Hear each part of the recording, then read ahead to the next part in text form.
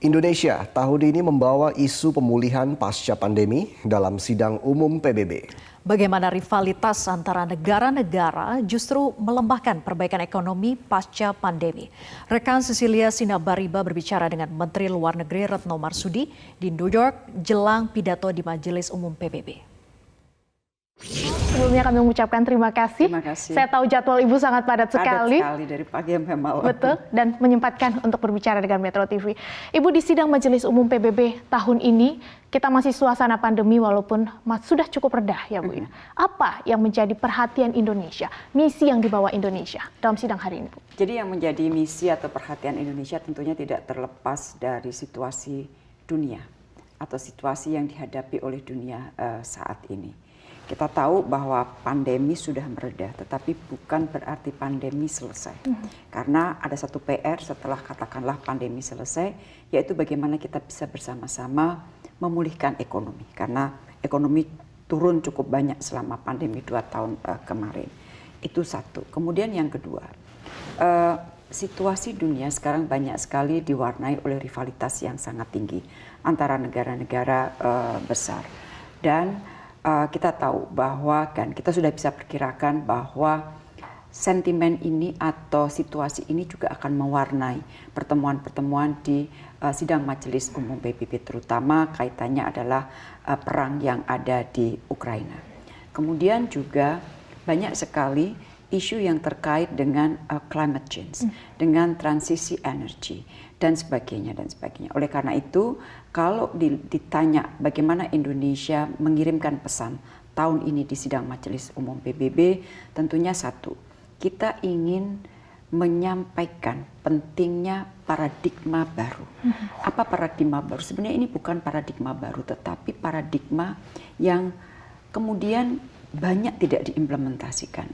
Paradigma baru yang disebut Indonesia adalah paradigma mengenai masalah kolaborasi, perdamaian, bersama-sama bekerja sama untuk pemulihan ekonomi. Dan paradigma baru ini akan dibawa Indonesia terus di setiap pertemuan, baik di dalam pertemuan yang sifatnya besar maupun dalam pertemuan-pertemuan bilateral. Kemudian kesempatan sidang Majelis Umum PBB ini juga kita pakai untuk melakukan pembahasan atau pembicaraan dengan para anggota negara anggota G20 dan juga para undangan yang memang diundang, negara yang diundang untuk G20. Karena kita masih punya waktu sekitar 2 bulan untuk sampai di KTT. Dan saya perlu bicara satu persatu dengan mereka agar kita berada di satu halaman yang sama, the same page, dalam melihat KTT ini nanti akan kita bawa kemana. Karena kita tahu situasi dunia saat ini sangat sulit dan tidak mungkin kita terlepas dari situasi yang sangat dinamis tersebut, sehingga saya memerlukan komitmen yang kuat dari masing-masing negara anggota G20 bagaimana kita bisa mensukseskan G20 karena dunia menunggu apa hasil kerja G20. Itu yang kedua.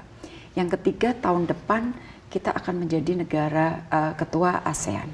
Dan saya mulai bicara satu persatu lagi dengan negara anggota ASEAN mengenai apa yang direncanakan oleh Indonesia tahun depan dan dukungan seperti apa yang kita inginkan dari negara-negara anggota ASEAN. Jadi sekali lagi pertemuan seperti ini sangat penting artinya karena di sela-sela pertemuan sidang Majelis Umum PBB itu saya dapat melakukan pertemuan yang banyak sekali untuk katakanlah melakukan pendekatan dan juga melakukan investasi politik yang tinggi karena sekali lagi diplomasi itu bukan masalah satu malam. Diplomasi itu hasilnya mungkin kita invest sekarang, kita petiknya nanti mungkin berapa tahun kemudian, tapi kita perlu terus melakukan itu. Isu-isu ataupun permasalahan global yang Indonesia mungkin tidak bisa ikut campur. Kita bisa sebut isu kawasan misalnya seperti yang tengah terjadi antara China dan Taiwan, seperti itu Bu. Bagaimana kemudian posisi Indonesia sekarang memastikan bahwa ketika konflik antara dua negara itu terjadi, distribusi ekonomi itu tetap berjalan untuk Indonesia, tidak berdampak signifikan terhadap Indonesia. Oleh karena itu, belajar dari seluruh pengalaman sejarah kita, maka kita terus membawa message perdamaian kemanapun kita pergi. Karena sejarah memberikan pelajaran kepada kita. Once terjadi konflik terbuka, once terjadi perang, maka kita tidak pernah akan tahu kapan perang itu akan selesai. Dan kita tidak pernah akan tahu apakah situasi dapat dikembalikan seperti, paling tidak seperti sebelum perang. Oleh karena itu, Indonesia selalu menekankan damai, damai, damai.